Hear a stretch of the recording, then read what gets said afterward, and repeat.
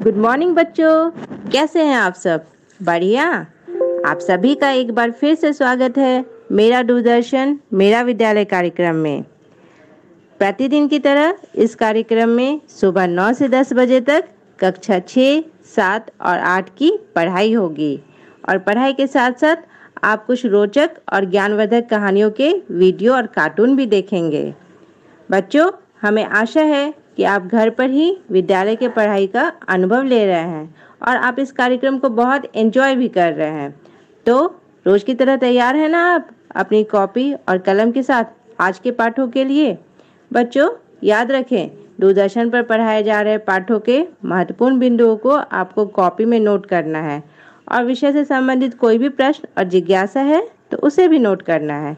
तो तैयार हो जाए आज के पाठों के अध्ययन के लिए। आज मेरा दूरदर्शन मेरा विद्यालय पर सामाजिक विज्ञान की घंटी लगेगी। सबसे पहले कक्षा 6 में आप पढ़ेंगे हमारी दुनिया में हमारा सौर मंडल।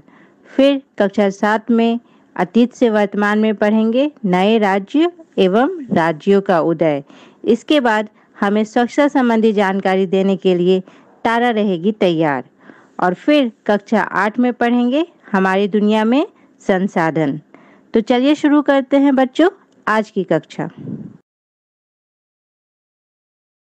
हमारा सौर मंडल, ग्रहों से परिचय। सूर्य से थोड़ी ही दूरी पर एक और गोला उभरा जो आकार में सूर्य से छोटा था। कुछ और गोले उभरे और सूर्य के चारों ओर चक्कर लगाने लगे। ये 8 गोले सौर परिवार के सदस्य हैं। इन्हें ग्रह कहते हैं। इनमें स्वयं प्रकाश नहीं होता है, ये सूर्य के प्रकाश से प्रकाशित होते हैं। उनका नाम बुध, शुक्र, पृथ्वी, मंगल, बृहस्पति, शनि, अरुण, वरुण। सूर्य के सबसे निकट बुध ग्रह है, इसलिए उसमें अधिक चमक है। मंगल ग्रह लाल रंग के होने के कारण इसे लाल ग्रह भी कहते हैं। सभी ग्रह एक निश्चित दूरी बनाकर सूर्य के चारों ओर घूम रहे हैं। 2 ग्रह ऐसे भी हैं जो अन्य ग्रहों की घूमने की दिशा में ना घूमकर उल्टी दिशा में घूम रहे हैं। सभी ग्रह सूर्य का चक्कर लगाते हैं। आसमान में टिमटिमाते तारे। तारों का अपना प्रकाश होता है।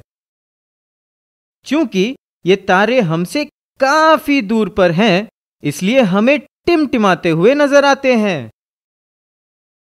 कुछ तारे तो सूर्य से भी बड़े हैं। सूर्य भी तो एक तारा ही है, लेकिन यह पृथ्वी से काफी नजदीक प्रतीत होता है। परंतु वास्तव में यह पृथ्वी से बहुत दूर है। इसका प्रकाश हम तक लगभग 8 मिनट में ही पहुंच जाता है। सूर्य के बाद सबसे नजदीक के तारे का प्रकाश पृथ्वी तक पहुंचने में लगभग 4 वर्ष लगते हैं। पृथ्वी, हमारा घर। हम धरती पर ही तो हैं।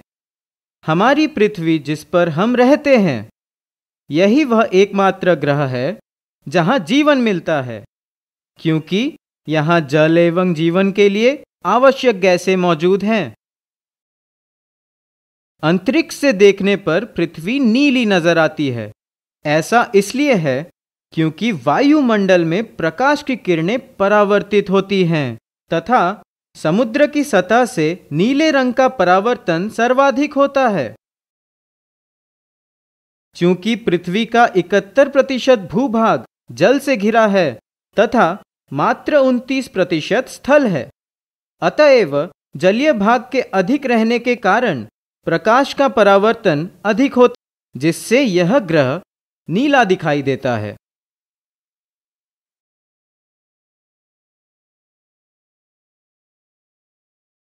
उपग्रहों की सैर। ग्रहों के अलावा सौर परिवार में उपग्रह भी होते हैं। कुछ ग्रहों के इर्द गिर्द कुछ गोल पिंड घूमते हैं। पृथ्वी के चारों ओर भी एक पिंड घूमता है, यही चांद है। यह पृथ्वी का एकमात्र उपग्रह है। चंद्रमा पृथ्वी के बहुत नजदीक होने के कारण बड़ा दिखाई देता है। चंद्रमा का प्रकाश पृथ्वी पर लगभग 1.25 सेकंड में पहुंच। चंद्रमा पृथ्वी की एक परिक्रमा 27 दिन 8 घंटे में पूरा करता है। इतने ही समय में वह अपने अक्ष पर भी एक बार घूम जाता है। यही कारण है कि हमें सदैव चंद्रमा का एक ही चेहरा दिखाई देता है। चंद्रमा पर ना तो जल है, ना ही वायु। यह दिन में बहुत अधिक गर्म और रात में बहुत अधिक ठंडा रहता है। इसका धरातल ऊबड़ खाबड़ है और इस पर मिट्टी भी नहीं है। सभी उपग्रह अपने ग्रहों के चारों ओर घूमते रहते हैं। कुछ ग्रहों के तो कई कई उपग्रह हैं और किसी के एक भी नहीं। अकेले बृहस्पति के 63 तथा शनि के 62 उपग्रह हैं। बुध और शुक्र का कोई भी उपग्रह नहीं है। शनि ग्रह का टाइटन सबसे बड़ा उपग्रह है। उपग्रह का भी अपना प्रकाश नहीं होता, ये भी सूर्य के प्रकाश से ही चमकते हैं। सौर परिवार में तारों, ग्रहों एवं उपग्रहों के अतिरिक्त बहुत सारे छोटे छोटे पिंड भी सूर्य का चक्कर लगाते हैं। इन्हें क्षुद्र ग्रह कहा जाता है। ये मंगल एवं बृहस्पति की कक्षाओं के बीच होते हैं। खगोलविदों का मानना है कि ये ग्रहों के ही टूटे हुए भाग हैं जो आकाश में इधर उधर घूमते रहते हैं। सबसे बड़ा क्षुद्र ग्रह सिरस है। हाल के अनुसंधान एवं खोजों के उपरांत प्लूटो को ग्रहों की सूची से निकाल दिया गया है। कभी कभी आकाश से टूटकर गिरते हुए तारे दिखाई देते हैं। ये तारे नहीं होते, बल्कि ये पत्थर के छोटे छोटे टुकड़े होते हैं जो सूर्य के चारों ओर चक्कर लगाने वाले पिंडों से टूटकर गिरते हैं। इन्हें उल्का पिंड कहा जाता है। टूटकर गिरने की प्रक्रिया में वायु के साथ घर्षण के कारण ये गर्म होकर जल जाते हैं, जिससे प्रकाश उत्पन्न होता है। कई बार उल्का पूरी तरह जले बिना पृथ्वी पर गिर जाते हैं, जिससे धरातल पर गड्ढे बन जाते हैं।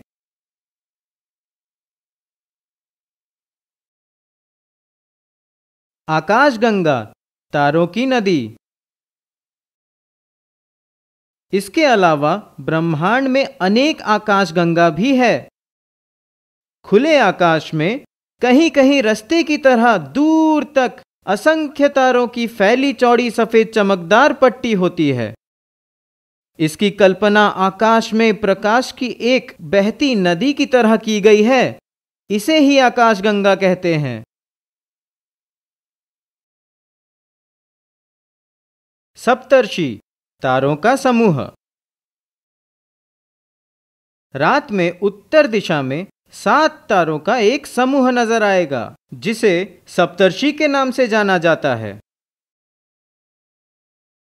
भारतीय विद्वानों ने इसका नामकरण ऋषियों के नाम पर किया है, जो इस प्रकार है: ऋतु, पुलह, पुलस्त्य, अत्रि, वशिष्ठ, अंगिरा एवं मरीचि। यूनानी ग्रंथों में alpha, beta, gamma, delta, epsilon, एटा एवं जेटा कहा जाता है। ऋतु एवं पुलह को मिलाने वाली रेखा उत्तर दिशा का सूचक है। ध्रुव तारा, यह एक स्थिर तारा है। यह उत्तरी गोलार्ध में पृथ्वी की उत्तरी अक्ष पर अवस्थित है। विषुवत रेखा पर किसी भी स्थान से देखने पर ध्रुव तारा क्षितिज पर दिखाई पड़ता है, परंतु ज्यों-ज्यों हम ध्रुव की ओर बढ़ते हैं, क्षितिज से उसकी ऊंचाई बढ़ने लगती है।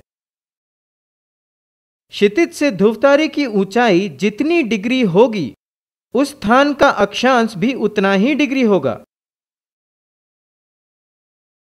यह हमेशा उत्तरी दिशा में दिखता है, इसलिए प्राचीन काल से ही नाविकों को समुद्र में उत्तर दिशा का ज्ञान करवाता रहा है। तारों के कई विशेष समूह हैं। जब पृथ्वी सूर्य की परिक्रमा करती है, तो सूर्य विभिन्न तारा समूह के बीच नजर आता है। ऐसे समूह की संख्या 12 है। इन्हें हम राशि भी कहते हैं। इन राशियों में जो तारे हैं, वे किसी न किसी आकृति की तरह नजर आते हैं। उन्हीं आकृतियों के नाम पर इन राशियों के नाम दिए हैं। मेष, वृष, मिथुन, कर्क, सिंह, कन्या, तुला, वृश्चिक, धनु, मकर, कुंभ तथा मीन। पृथ्वी के चारों ओर विभिन्न तारों का समुदाय है, जिनकी संख्या 27 है। चांद को पृथ्वी की परिक्रमा करने के दौरान किसी न किसी तारों के इन समूह के सामने से गुजरना पड़ता है। इन तारों के समूह को नक्षत्र कहते हैं। ये नक्षत्र इस प्रकार हैं: अश्विनी, भरणी, कृत्तिका, रोहिणी, मृगशिरा, आद्रा, पुनर्वसु, पश्य, अश्लेषा, मघा, पूर्वा फाल्गुनी, उत्तरा फाल्गुनी, हस्त, चित्रा, स्वाति, विशाखा, अनुराधा, ज्येष्ठ, मूल, पूर्वाषाढ़, उत्तराषाढ़, श्रावण, घनिष्ठा, शतभिषा, पूर्वा भाद्रपद, उत्तरा भाद्रपद एवं रेवती। पृथ्वी इनमें से प्रत्येक नक्षत्र को 14 दिनों में पार कर लेती है, इसलिए नक्षत्रों की अवधि 14 दिनों की होती है। ज्योतिष के विद्वान मानते हैं कि नक्षत्र और मौसम में गहरा संबंध है। एक नक्षत्र में मौसम की दशा देखकर दूसरे नक्षत्र में मौसम का पूर्वानुमान भारतीय ज्योतिष की परंपरा रही है।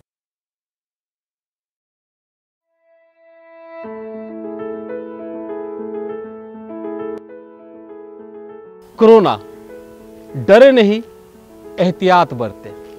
ग्रामीण भाइयों और बहनों, टीवी, मोबाइल, समाचार पत्रों के माध्यम से आप इस महामारी कोरोना के बारे में जान गए होंगे। ये आप जानते हैं कि सावधानी इलाज से बेहतर है। आप भी उत्सुक होंगे ये जानने के लिए कि अभी की स्थिति में अपने गांव में कोरोना नामक इस महामारी को फैलने से रोकने के लिए क्या करें। तो आप ये कार्य अवश्य करें। भीड़ भाड़ से बचें। अधिकतर समय अपने घर में अपने परिवार के सदस्यों के साथ बिताएं। अगर निहायत ही जरूरी हो तो कम से कम सदस्य घर से बाहर निकले। बाहर से लौटे तो हाथ साबुन से अच्छी तरह धोएं। बहुत लोगों के साथ बैठने की आदत है तो उसे कुछ दिनों के लिए स्थगित कर दें। शादी, ब्याह, कोई भी बड़ा आयोजन अगर पहले से तय नहीं है तो उसे स्थगित कर दें। अगर तय है तो बहुत बड़ा आयोजन ना करें। समारोह में उपस्थित लोग एक दूसरे के बीच कम से कम 1 मीटर की दूरी बनाकर रखें ताकि संक्रमण ना फैल पाए। यदि बहुत आवश्यक ना हो तो धार्मिक, सामाजिक और सांस्कृतिक कार्यक्रमों को स्थगित कर दे, क्योंकि ऐसे आयोजनों में अधिक लोग इकट्ठा हो जाते हैं और संक्रमण का खतरा बढ़ जाता है। थोड़ा सा एहतियात, थोड़ी सी सावधानी से इस महामारी को फैलने से रोके। राज्य स्वास्थ्य समिति बिहार द्वारा जनहित में जारी। अधिक जानकारी के लिए संपर्क करें टोल फ्री नंबर 104 पर। अतीत से वर्तमान, कक्षा 7वीं। नए राज्य एवं राजाओं का उदय। भारत के पश्चिमी किनारे पर अरबों का आगमन हुआ और उनकी सत्ता स्थापित हुई। इसी समय उत्तरी एवं मध्य भारत के राजनीति मानचित्र पर राजपूतों का उदय हुआ। राजनीति के क्षेत्र में टूट की प्रक्रिया आरंभ हुई, जिसके परिणाम स्वरूप उत्तर और दक्षिण भारत में अनेक छोटे छोटे क्षेत्रीय राज्यों का उदय हुआ। नए शासक उस क्षेत्र के महत्वपूर्ण व्यक्तियों द्वारा चुने गए थे। बिहार एवं बंगाल के प्रथम पाल शासक गोपाल का चयन ऐसे ही हुआ था। अन्य लोग मंत्रियों, सैनिकों और महत्वपूर्ण लोगों के समर्थन से शासक बने। इस काल के इतिहास में 4 राजपूत वंश सबसे अधिक प्रसिद्ध हैं। वे प्रतिहार या परिहार, चौहान या चहमान, सोलंकी या चालुक्य और परमार थे। कई सामंतों ने भी स्वतंत्र राजवंश की स्थापना की। सामंत। इस वर्ग के लोगों के लिए कई नाम भी प्रचलित हैं, जैसे सामंत, राय, ठाकुर, राणा और रावत। पहले के समय के राजा युद्ध में जब किसी राजा को हराते थे तो उसके राज्य को अपने राज्य में मिला लेते थे। 400 इकाई से 1000 इकाई के बीच के समय में युद्ध में हारे हुए राजाओं को आमतौर पर अपने राज्य वापस भी मिल जाते थे। बदले में उन्हें कुछ शर्तें माननी पड़ती थी। पराजित राजा को यह स्वीकार करना पड़ता था कि विजयी राजा उसका स्वामी है और वह विजयी राजा के चरणों में रहने वाला सेवक। विजयी राजा अधिपति कहलाता था, पराजित राजा उसका सामंत कहलाता था। यह दिखाने के लिए कि वह किसी राजा का सामंत है, पराजित राजा को अपने नाम के आगे यह बात लिखनी पड़ती थी। परम भट्टारक परमेश्वर महाराजा धीराज श्री भोजदेव के चरणों में रहने वाले महासामंत महाराज धीराज क्षितिपाल का शासन था। भोजदेव और क्षितिपाल दोनों के नामों के साथ उपाधियां लगी हैं, पर सामंत की उपाधि राजा की उपाधि से छोटी है। इसी से पता चलता है कि राजा अधिक शक्तिशाली माना जाता था। सामंत बनने पर हारे हुए राजा को और भी कई शर्तें माननी पड़ती थी। उसे अधिपति के दरबार में समय समय पर मूल्यवान भेंट भेजनी पड़ती थी। मौके पर उसे खुद अधिपति राजा के दरबार में हाजिर होना पड़ता था। आवश्यकता पड़ने पर सामंत को अधिपति राजा की मदद के लिए अपनी सेना भी भेजनी पड़ती थी। इस समय जितने भी छोटे बड़े राजा थे वे सामंत बनने की नीति ही अपनाते थे। भूमि के स्वामित्व और उससे संबंधित सेवा की कुछ शर्तों पर आधारित व्यवस्था को सामंतवादी व्यवस्था कहते हैं। राज्यों में प्रशासन। राजा प्रशासन का केंद्र बिंदु अर्थात सर्वशक्तिमान होता था। उनकी बड़ी बड़ी उपाधियां जैसे महाराज धीराज यानी राजाओं के राजा, परम भट्टारक, परमेश्वर, त्रिभुवन चक्रवर्तिन यानी 3 भुवनों का स्वामी आदि से बोध होता है। सर्वशक्तिमान होने के बावजूद राजा अपने सामंतों के साथ साथ ब्राह्मणों, किसान तथा व्यापारी संगठनों के साथ सत्ता की समझदारी करते थे। प्राय राज्यों में उत्पादकों का एक वर्ग था, जिसमें किसान, पशुपालक एवं कारीगर आते थे। राज्य की आय के अनेक स्रोत थे, किंतु मूल स्रोत राजस्व ही था, जिसे राजयोग या ऊपरी कर कहा जाता था। सभी उत्पादकों से अपने उत्पादक का एक हिस्सा लगान मानकर वसूला जाता था। व्यापार तथा उद्योग कर भी आय का एक महत्वपूर्ण स्रोत था। किसानों को अपना उपज का 1/6 तथा 1/3 के बीच भू राजस्व देना होता था। उपरोक्त स्रोतों से प्राप्त आय का एक बहुत बड़ा हिस्सा मंदिरों और किलों के निर्माण में लगाए जाते थे। इन संसाधनों का उपयोग युद्धों में भी होता था। राजा लोग प्राय ब्राह्मणों को भूमि अनुदान से पुरस्कृत करते थे। ये ताम्र पत्रों पर अभिलिखित होते थे जो भूमि पाने वालों को दिए जाते थे। ये ब्राह्मण शासकों के लिए यज्ञ करते थे। वे शासकों के लिए वंशावली भी तैयार करते थे जिसमें यह दिखाने का प्रयास करते थे कि शासक किस प्रकार से पुराने और वैभवशाली शासक परिवारों से संबंधित हैं। कनौज के लिए संघर्ष। भारत पर अरबों के आक्रमण के बाद संपूर्ण प्रायद्वीप में 3 महत्वपूर्ण शक्तियों का उदय हुआ। ये 3 महत्वपूर्ण शक्तियां भी मध्यम एवं पश्चिम भारत के गुर्जर के प्रतिहार, दक्कन के राष्ट्रकूट और बंगाल के पाल। अपने अपने क्षेत्रों में इन सभी ने लंबे समय तक राज किया, किंतु इन सभी का अधिकांश समय आपसी संघर्ष में बीता। इस संघर्ष का अखाड़ा कनौज बना। कनौज पर अधिकार स्थापित करने की इच्छा रखने वाले तीनों शक्तियां परस्पर युद्ध करते करते थक गए थे। वे आपस के युद्धों में इतने व्यस्त हो गए कि उनको यह भी पता न चला कि वे कितने कमजोर हो गए हैं। अंततः इन तीनों राज्यों का पतन हो गया। उनकी शक्ति लगभग एक समान थी और वे मुख्यतः विशाल सेनाओं पर निर्भर करती थी। इन सेनाओं का खर्च उठाने के लिए आवश्यक स्रोत भी एक समान थे। इनके राजस्व का एक बहुत बड़ा हिस्सा इस सैन्य अभियानों में खर्च हो गया। हमेशा संघर्ष के लगे रहने के कारण इनका ध्यान अपने सामंतों से हट गया। अवसर का लाभ उठाकर धीरे धीरे इन सामंतों ने अपने आप को स्वतंत्र कर लिया। सामंतों की अवज्ञा और उत्तर पश्चिम तथा दक्षिण के आक्रमणों ने उत्तरी भारत को और भी कमजोर कर दिया। जब उन पर उत्तर पश्चिम से तुर्कों का आक्रमण हुआ तब वे सही ढंग से अपनी रक्षा न कर सके। आक्रमण करने वालों में सबसे पहला महमूद गजनवी था। उस समय संपूर्ण प्रायद्वीप अनेक छोटे छोटे राज्यों में बटा था। इनके आपसी संबंध अच्छे नहीं थे।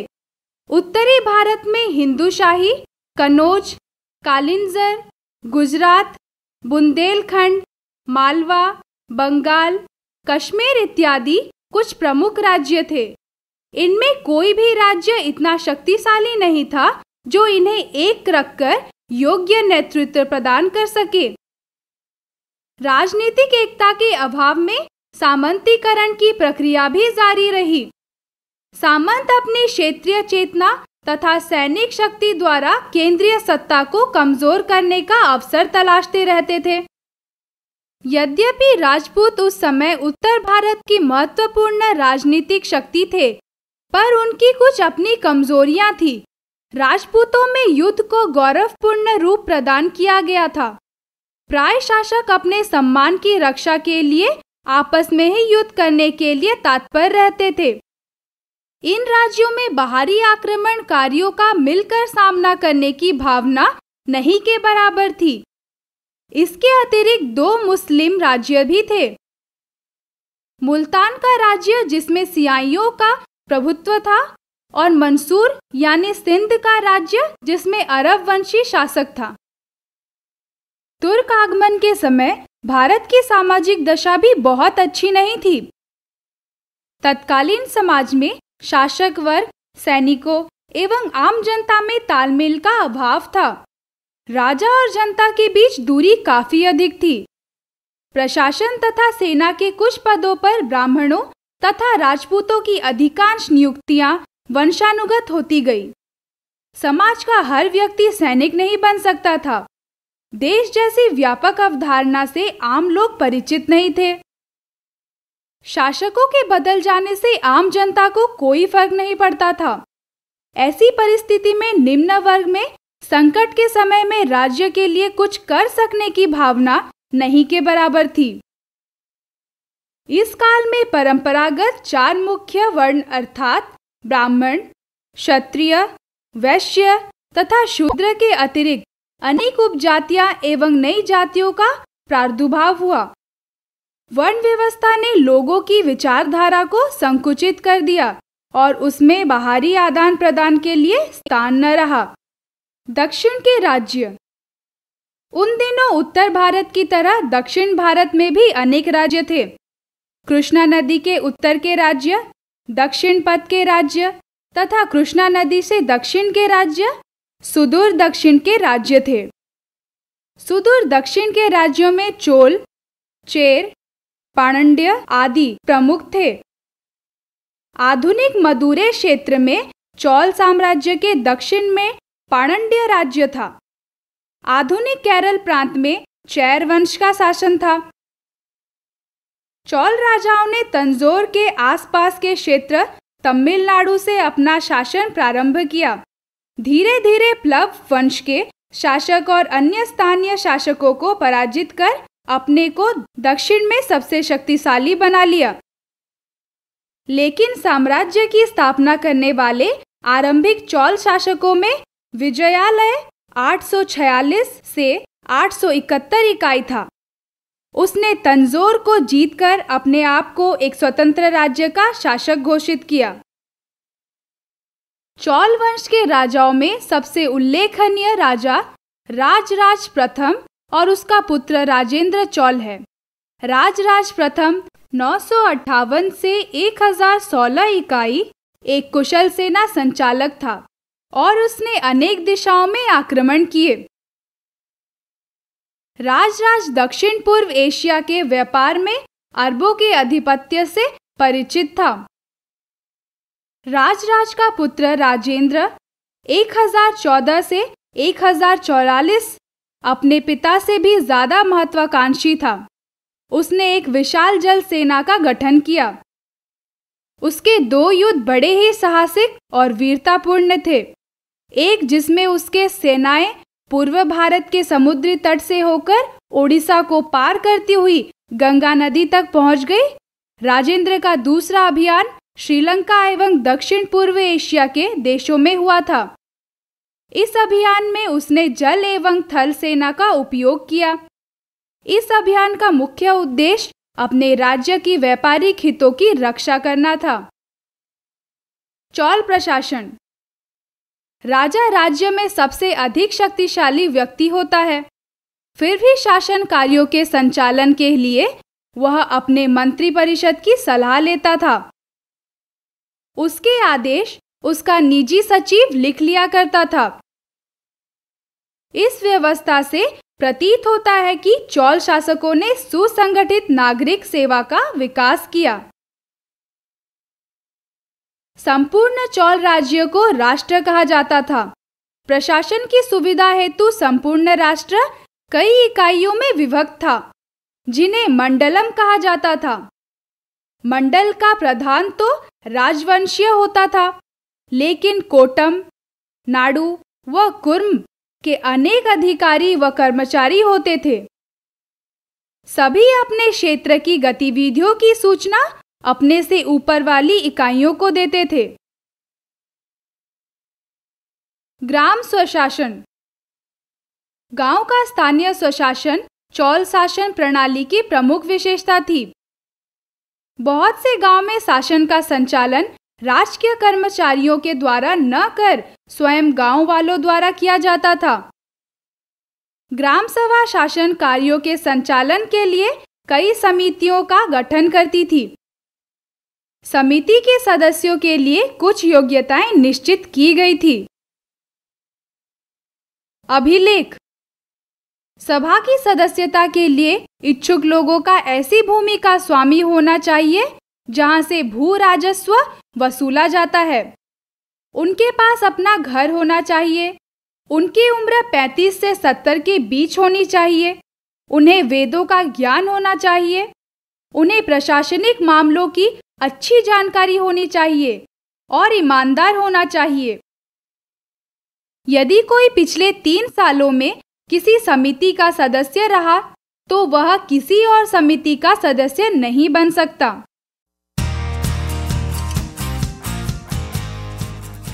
तारा, तारा, तारा। अरे तारा, तुम चादर के नीचे हो क्या? क्या हुआ तारा? तुम यहां क्यों छुपी हो? और तुम्हारा शेरू वहां पड़ा हुआ है। कोई नया खेल है क्या? अब्बा, मुझे डर लग रहा है। क्यों तारा? अब्बा, शेलू तो बाहर किसी देश से बनकर आया है। मुझे डर है कहीं उसे कोरोना तो नहीं है। हाँ? और फिर मैं टिंकू से फोन पर बात कर रही थी, अपने बेस्ट फ्रेंड से, तो उसने छींक दिया। हेलो टिंकू, मेरे प्यारे दोस्त। हेलो तारा, मेरी पक्की दोस्त। मुझे तुम्हारी बहुत याद।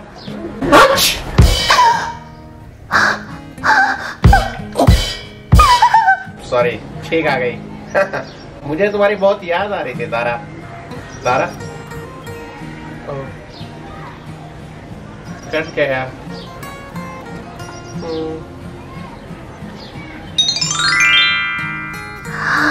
अगर कहीं टिंकू को भी कोरोना है तो अब ना मैं शेलू से खेलूंगी, ना टिंकू से फोन पर बात करूंगी। ओह, तो ये बात है। तारा, चादर से बाहर आओ तारा। डरो नहीं, मैं हूं ना। तारा, कोई दूसरे देश या जगह से आया है, इसका मतलब ये नहीं कि उसे कोरोना है। और टिंकू की छींक, कहीं मुझे उससे ये वायरस आ गया तो? तारा, हर छींक और खांसी कोरोना वायरस से नहीं जुड़ी है, और फोन पर बात करने से ये थोड़ी ही फैलती है। इधर उधर की बातों में आके तुम अपने साथ या दूसरों के साथ भेदभाव मत करो तारा। भेदभाव मतलब पापा? मतलब ये कि गलत ना होने पर भी किसी को दोष देना या उसके साथ बुरा बर्ताव करना, उसे भेदभाव कहते हैं तारा। अब्बा, याद है एक बार टीचर ने मुझे डांटा था, जबकि मेरी गलती भी नहीं थी, तो मुझे कितना बुरा लगा था। कहीं शेलू को और टिंकू को भी वैसे ही तो नहीं लग रहा? हाँ तारा, बिल्कुल वैसा ही लग रहा होगा। उन्हें बहुत बुरा लग रहा होगा। अच्छा तारा, ये बताओ, अगर किसी की तबीयत खराब हो तो हम क्या करते हैं? हम उनकी देखभाल करते हैं, उन्हें खुश रखने की कोशिश करते हैं ताकि वो जल्दी जल्दी ठीक हो जाए, है ना? बिल्कुल ठीक। पर सोचो तारा, अगर हम दूसरों से भेदभाव करेंगे तो वो इसके डर से बातें छुपाएंगे, इलाज के लिए नहीं जाएंगे, इससे कोरोना वायरस और भी फैलेगा। मैं समझ गई अब्बा।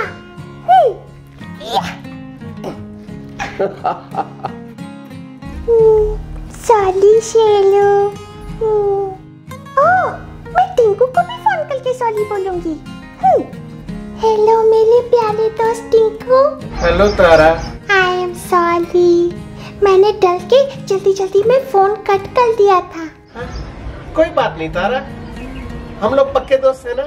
अब मैं ऐसा कभी नहीं करूंगी, प्रॉमिस। अरे तारा, सुनो तारा, डॉक्टर अंकल को नमस्ते बोलो। हेलो, नमस्ते डॉक्टर अंकल। नमस्ते तारा। अरे क्या हुआ, आप ऐसे उदास क्यों हैं? अरे कुछ नहीं, आजकल कुछ लोग डॉक्टर्स और ऐसे तमाम लोगों के साथ भेदभाव कर रहे हैं जो कोरोना से सबको बचाने में लगे हुए हैं। पर ये तो गलत है। आप और आपके जैसे सभी लोगों को तो थैंक यू बोलना चाहिए। तारा, काश सब लोग तुम्हारी तरह सोचते। दोस्तों, कहीं आप तो किसी के साथ भेदभाव नहीं कर रहे हैं ना? डॉक्टर वगैरह तो हमारी मदद ही कर रहे हैं, उनके साथ बुरा बर्ताव तो बहुत गलत बात है। अच्छा डॉक्टर अंकल, क्या हम आपके काम में कोई मदद कर सकते हैं? क्यों नहीं तारा, बिल्कुल कर सकते हैं। अभी घर में ही रहो, दूसरों की गलत बातों में मत आओ, इससे हमारा काम आसान होगा, क्योंकि ऐसे कोरोना को फैलने से हम रोक सकते हैं। Okay doctor uncle, bye bye. अरे, तुम ये सामान लेकर कहाँ जा रही हो तारा? वो तो मैं और अप्पा पौधों की देखभाल करेंगे, उनको पानी देंगे डॉक्टर अंकल। गार्डनिंग, ये तो बहुत मजेदार काम है तारा। अच्छा मैं भी चलता हूँ तारा, तुम कभी कभी यूं ही मुझे फोन कर लिया करो, मुझसे बातें कर लिया करो, अच्छा लगता है। जरूर doctor uncle, bye bye. Okay bye. अप्पा देखो, बोला ना देखो, बोला ना सुनो, बोला ना कहो। मजा आया ना तारा? बहुत मजा आया अप्पा। ठीक है तारा, तो ये बताओ तुमने क्या सीखा? भेदभाव से नहीं, मेल मोहब्बत का हो साथ, तो हम जरूर देंगे कोरोना को मात। हाँ? बिल्कुल सही।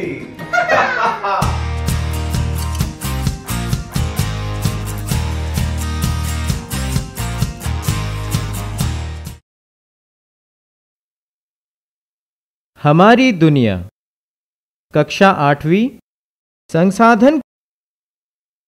संसाधन क्या होता है? मानव अपने जीवन में कई प्रकार की वस्तुओं का उपयोग करता है। इन वस्तुओं का उपयोग कर वह अपनी आवश्यकताओं की पूर्ति करता है। मानवीय आवश्यकताएं बदलती रहती हैं, जिन्हें पूरा करने के लिए मनुष्य हमेशा नए नए साधनों व तकनीकों की खोज के लिए प्रयत्नशील रहता है। इसके लिए आरंभ में मानव प्रत्यक्ष एवं अप्रत्यक्ष रूप से प्रकृति या प्राकृतिक वस्तुओं पर निर्भर करता था। समय के साथ मानवीय आवश्यकताओं में परिवर्तन आता गया। इसके कारण मानव प्राकृतिक वस्तुओं को संशोधित कर उसे अपनी आवश्यकताओं को पूरा करने के अनुकूल बनाने लगा। मानव की आवश्यकताओं को पूरा करने वाले सभी जीव जंतु, वस्तुएं एवं पदार्थ संसाधन कहे जाते हैं। भूमि, जल, वायु, मिट्टी, भवन, खनिज पदार्थ, खेत, तालाब इत्यादि सभी संसाधन हैं। क्या सभी वस्तुएं संसाधन हैं? हाँ, सभी प्राकृतिक वस्तुएं, मानव निर्मित वस्तुएं तथा स्वयं मानव भी संसाधन है। इसे ऐसे भी समझ सकते हो कि जब किसी भवन का निर्माण किया जाता है तो इसके लिए उपयुक्त भूमि, बालू, सीमेंट, ईंट, लकड़ी, खिड़की, दरवाजा एवं मजदूर इत्यादि की जरूरत पड़ती है। इनमें कुछ साधन प्राकृतिक होते हैं तो कुछ मानव निर्मित। इनमें मजदूर के रूप में मानवीय श्रम का भी उपयोग किया जाता है। अतएव ये सभी संसाधन हैं। संसाधन की उपयोगिता। नदी का किनारा काफी चौड़ा और पानी बीच में बहता, दोनों ओर बालू ही बालू। यहां तो रेत ही रेत है, परंतु शहर में तो गाड़ी से रेत ले जाना पड़ता है। कोई वहां इसे फैलाकर खेलने भी तो नहीं देता। ऐसे रेत के विविध उपयोग हैं, इसलिए उपयोग के अनुसार इसकी मांग व मूल्य में भी अंतर आ जाता है। जैसे खटिया, पलंग, कुर्सी, मेज, खिड़की, दरवाजे इत्यादि बनाई जाती हैं, इससे लकड़ी के उपयोग एवं मूल्य दोनों में परिवर्तन आ जाता है। इस प्रकार तो सभी संसाधन उपयोगी व मूल्यवान होते हैं। सभी उपलब्ध वस्तुएं संसाधन होते हैं। इसका मतलब तो यह हुआ कि कोई भी वस्तु संसाधन तभी बनता है जब उसका कोई उपयोग अथवा मूल्य होता है। संसाधनों का उपयोग मानव जीवन को सुगम व सहज बनाने के साथ क्षेत्र एवं देश के विकास के लिए भी किया जाता है। इसलिए किसी भी देश के विकास में संसाधनों का योगदान महत्वपूर्ण माना जाता है। संसाधनों के बिना विकास संभव नहीं है। संसाधन किसी क्षेत्र के विकास के लिए आधार का काम करते हैं। हम सभी प्रतिदिन कई प्रकार के संसाधनों का उपयोग कर अपनी दिनचर्या पूरी करते हैं। संसाधनों के मूल्य अभिव्यक्ति के प्रमुख तरीके। आर्थिक मूल्य, लकड़ी से फर्नीचर बनाना। सौंदर्यात्मक मूल्य, जलप्रपात को पर्यटक स्थल के रूप में विकसित करना। कानूनी मूल्य, जल एवं वायु प्रदूषण को रोकना। नैतिक मूल्य, संसाधनों को संरक्षित करना। इन संसाधनों को हमारे लिए बनाता कौन है? क्या ये खुद बनते हैं या फिर इन्हें बनाया जाता है? हम किसी भी चीज को अपनी आवश्यकता अनुसार संसाधन का रूप दे देते हैं। जैसे नदी या मरुस्थल में पड़े बालू को जब वहां से उठाकर निर्माण कार्य हेतु गांव या शहर में लाया जाता है, तब इसका उपयोग और मूल्य दोनों बदल जाते हैं। कहा जा सकता है कि संसाधन होते भी हैं और मानवीय जरूरतों के अनुसार निर्मित भी किए जाते हैं। संसाधन के प्रकार। प्राकृतिक संसाधन: भूमि, मिट्टी, जल, छोटे बड़े जीव, वन, पवन, सूर्य का प्रकाश, समुद्री जल इत्यादि सभी प्राकृतिक संसाधन हैं। आवश्यकता एवं मांग के अनुसार इन संसाधनों को मानव अपने तकनीक एवं कौशल से उपयोग में लाता है। भूमि के अंतर्गत पर्वत, पठार, मैदान, मरुस्थल, दलदली भूमि सभी शामिल है। मिट्टी के अंतर्गत जलोढ़, लाल, काली एवं अन्य सभी प्रकार की मिट्टियां शामिल हैं। जल के अंतर्गत नदी, झील, तालाब, सागर एवं महासागर इत्यादि शामिल हैं। वनस्पति के अंतर्गत सभी प्रकार के घास, पेड़ पौधे एवं झाड़ियां शामिल हैं। जैविक संसाधन के अंतर्गत सूक्ष्म जीवाणु से लेकर बड़े बड़े जीव जंतु तक शामिल हैं। खनिज संसाधन के अंतर्गत विभिन्न प्रकार के खनिज पदार्थ जैसे तांबा, मैंगनीज, अभ्रक, कोयला, पेट्रोलियम, प्राकृतिक गैस इत्यादि शामिल है। मानव संसाधन: मानव एक ऐसा संसाधन है जो संसाधनों का निर्माण एवं उपयोग दोनों करता है। मानव में संसाधनों के निर्माण एवं उपयोग की यह क्षमता उसके दिमागी एवं शारीरिक क्षमता तथा कौशल से विकसित होती है। जिस प्रदेश या देश की जनसंख्या में शारीरिक श्रम के बजाय तकनीकी उपकरणों का प्रयोग करने वाले लोग अधिक होते हैं, वहां मानव निर्मित आधुनिक संसाधनों का अधिक उपयोग किया जाता है। अकुशल जनसंख्या वाले क्षेत्र इस दृष्टि से पिछड़े माने जाते हैं। अफ्रीका महादेश के कई देशों के पिछड़े होने का यही मुख्य कारण माना जाता है। मानव निर्मित संसाधन: मानव अपने श्रम से कई प्रकार की वस्तुओं का निर्माण प्राकृतिक वस्तुओं के स्वरूप एवं गुण में परिवर्तन लाकर करता है। जैसे पंचायत भवन, विद्यालय भवन, हवाई अड्डा, रेल सड़क इत्यादि मानव निर्मित संसाधन के स्वरूप हैं। प्रकृति में कई प्रकार के संसाधन पाए जाते हैं। इन प्राकृतिक संसाधनों को विभिन्न आधार पर कई उपवर्गों में बांटा जा सकता है।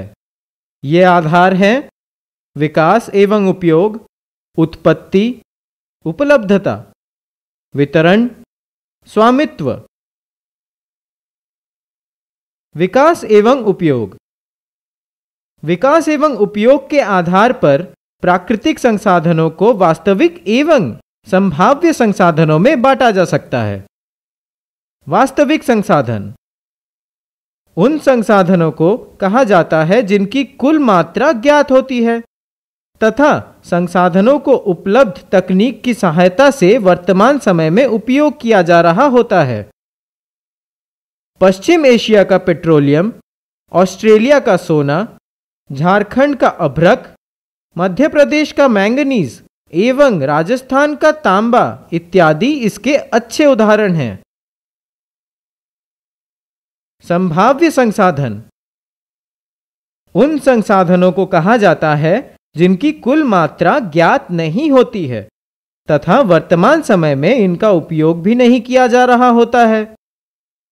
इन संसाधनों के उपयोग भविष्य में करने की संभावना होती है। केरल में मिलने वाला थोरियम तथा लद्दाख में पाए जाने वाला यूरेनियम संभाव्य संसाधनों के उदाहरण हैं।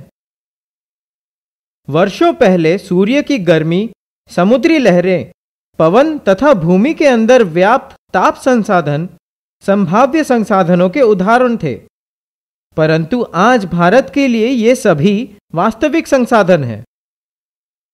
क्या उत्पत्ति के आधार पर भी संसाधनों के भाग हैं?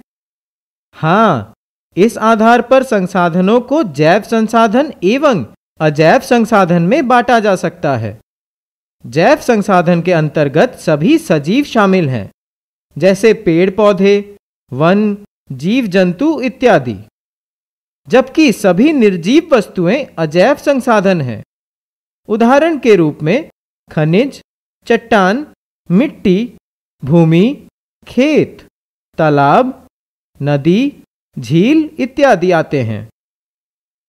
उपलब्धता के आधार पर भी कुछ प्राकृतिक संसाधनों को नवीकरणीय संसाधन तथा कुछ प्राकृतिक संसाधनों को अनवीकरणीय संसाधनों में वर्गीकृत किया जा सकता है।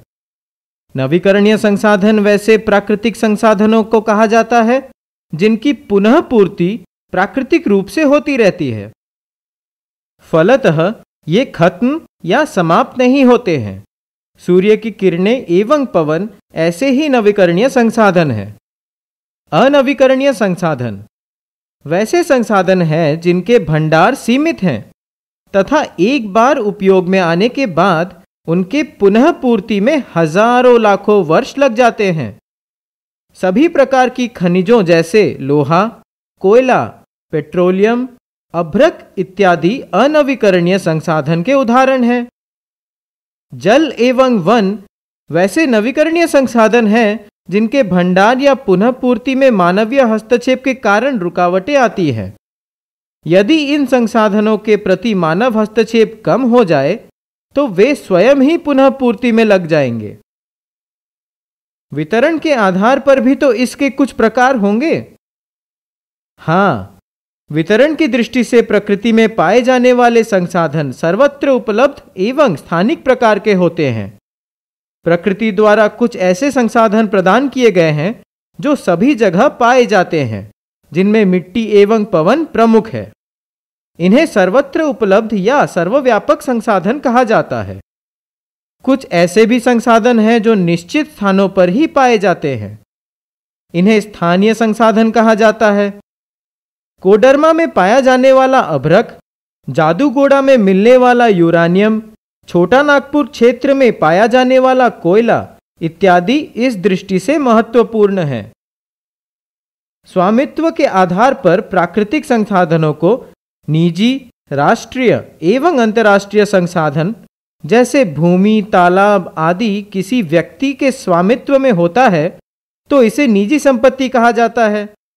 किसी राष्ट्र के अंदर पाए जाने वाला सभी प्रकार के संसाधन राष्ट्रीय संसाधन कहलाते हैं।